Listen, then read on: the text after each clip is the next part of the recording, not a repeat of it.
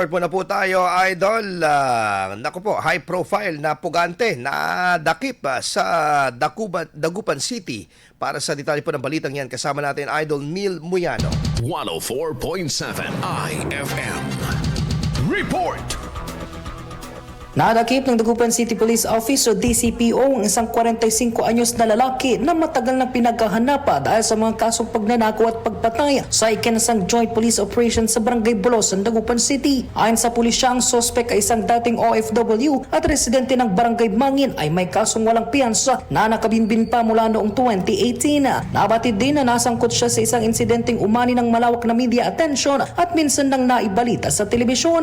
Matapos ang pagkakaaresto, agad na isinailalim ang lalaki sa wastong dokumentasyon habang nagpapatuloy ang koordinasyon ng DCPO sa mga kaugnay na ahensya para sa susunod na legal na proseso. Kasama mo mula rito sa FM News Dagupan, ito sa Idol Neil Muyano, Tadak IFM.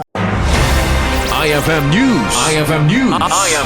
IFM News.